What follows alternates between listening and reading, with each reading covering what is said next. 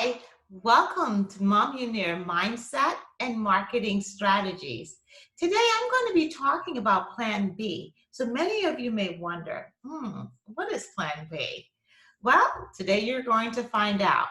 Now, we've been talking about coming up, having a vision of what you want to accomplish, but we're going to talk more about Plan B. Plan B is basically keeping your full-time job and having something on the side to build your financial wealth.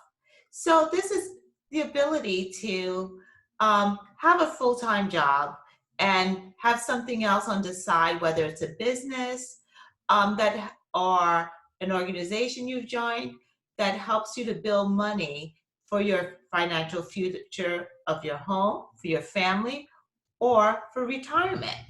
So to tell you a little bit more about me, I am a Caribbean background. So I was born in the Bahamas. My parents are Haitian. Both my parents are entrepreneurs. My father is a pianist, and my mother has owned several businesses of her own. Now, one of the things that I have learned within the Caribbean culture, as well as the Caribbean community, is that concept of hard work. Caribbean people believe in God, family, and work for family. So most Caribbean people work 2 to 3 jobs to support their family in order to accomplish the American dream. So many Caribbean families that I know that are in the Haitian community from New York, they've started with jobs working $100 a week and had several other jobs on the side, and suddenly now owns a house in Brooklyn or owns a house in Queens or Long Island because they really made that sacrifice. They had that plan B. They understood the importance of having a job so that you can pay your bills and make sure that everyone's comfortable and secure at home, but also having something aside to save and saving that money for your financial goals. At the age of 10, I learned the Haitian work ethics, the Caribbean work ethics. I lived in Haiti for 2 years with my grandmother. And I remember one day this lady came to our house and she saw me making crochet bags. When she looked at me, she mentioned to me if I would like to earn some money. And of course, at 10 years old, yes, why not? I need the money to buy candy. I love sugar. Absolutely. So I told her yes. So we went to my grandmother, and my grandmother basically, we convinced my grandmother for me to do this. My grandmother said, as long as I got my work done and I kept up my grades. So I started creating the knitting and crocheting the bras that used to be very popular at the time. These were bikini tops and bottoms. And for every piece that I crocheted, I was given $1. Now, not an American dollar, a Haitian dollar, which is like probably worth a penny right now. But at that time, it was 10 cents, worth 10 American cents. And that dollar for me was like the world. I could buy anything I want. But what I did do, which was really smart, was instead of buying candy, there were a lot of items that I wanted that I knew that my grandmother would not buy for me. So I took that money and saved it. So as I collected the money, I saved it until like around November, December. Right around that Christmas time, I bought a lot. I took my uncle and we went to a place where I can buy toys at a good price. I bought the toys, and for Christmas, I sold those toys before Christmas. And I set up a table in front of our house, and I just started selling the dolls. My money doubled, and it probably even tripled because I just made so much money from it. And I remember having this money and feeling so happy, proud of myself for working and having this money, but most of all to make that money grow. And it was an important lesson for me about the value of hard work, but the importance of owning a business. I used that money, of course, to buy all the things that I loved. I loved hair items, so I bought hair accessories. My grandmother would not buy me nail polish because she was very strict, so I bought my own clear nail polish so I won't get in trouble with my grandmother. I bought like the toys that I really loved that I knew my grandmother wouldn't buy for me, all with the money that I earned from my business. So that has stayed with me throughout my lifetime and in my 20s. So around my late 20s, early 30s, I started my own cosmetic line. And at that time, there really weren't any cosmetic for women my complexion or any complexion. It was pretty much if you were a certain complexion, this was the product, prescribed product, and that was it. So it was not like what we have today where there several variation of foundation for women of different shades. So at that time, my uncle had taught me how to make skincare and cosmetic products.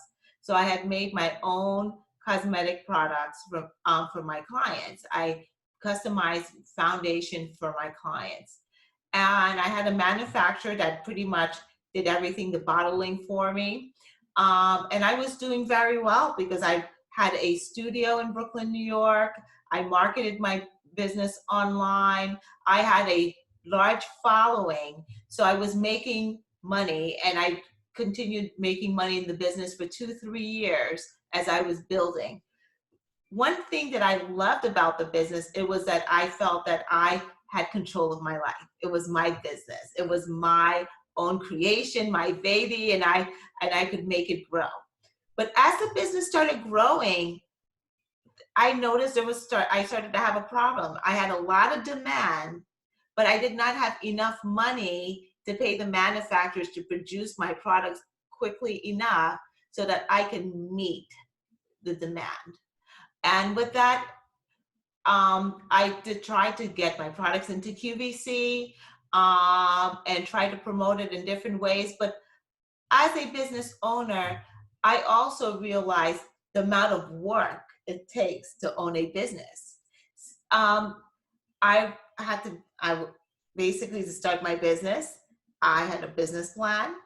I created a financial plan, a marketing plan, but apart from that, and I also worked with the SBA, the Small Business Administration. I had someone there who was a mentor who mentored me along the way. But with all of that, apart from having all the plans set aside and had the money, I invested $35,000 into my business to build this business. Apart from having everything I needed to build my business, now there were more things that were needed. I needed to promote my business. I needed to be at my studio, at my beauty studio, to to do the face, to make the faces. I needed to advertise my business online. I needed to keep up with the postings on my webpage. I needed to contact my customers. I also worked with a company that sells clothing, so I actually was selling my products to that company as well. So I need to keep the contact with that client. It was a lot of work. I mean, some days I would just sleep for 4 hours and that was it. I was wearing so many hats, and I understood the challenges of owning a business.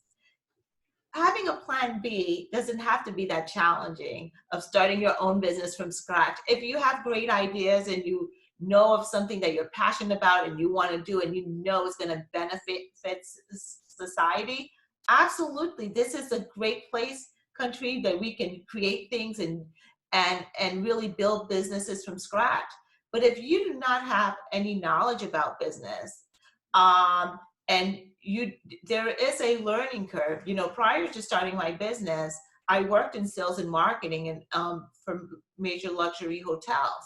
I also went to college I went to college for 4 years, but within the 2 years of my college degree, I only focused on all the business courses. So this way, when I started my business, I knew exactly what I needed to do. So you may not have that learning curve. Then maybe the best possibility is to join a direct marketing business. because with a direct marketing business, you have people guiding you along the way, helping you to grow as a person, as a business owner. They're supporting you, and you're not in business by yourself for yourself. Now, the good idea of having the option B again is to be able to take the money that you have and to save it, even or to invest it to make more money. And having a plan B is the only way. Continuing to work for the same, working for a full-time job only will not be able to guarantee you this option of building your business. Now, for next edition, please stay tuned for next edition, because I'm going to talk about something very important: how money compounds. I call it the money multiplier, because that has been something that I've learned through owning my own business, through joining direct marketing businesses, and helped me at a very difficult time in 2002 when the market was crashed. My ex-husband had lost his job. I had lost my job because of the economy. And I decided to go back to school and finish my degree to become and pursue a degree in education. So I look forward to seeing you in our next edition. So thank you so much for staying with us and listening to what I have to say. I appreciate you listening, and I hope the information that I've given you is very helpful, and that you will be able to learn from this and come up with something that can help you. So look forward to the next edition. Our next edition is Plan B Part 2. So money multiplier.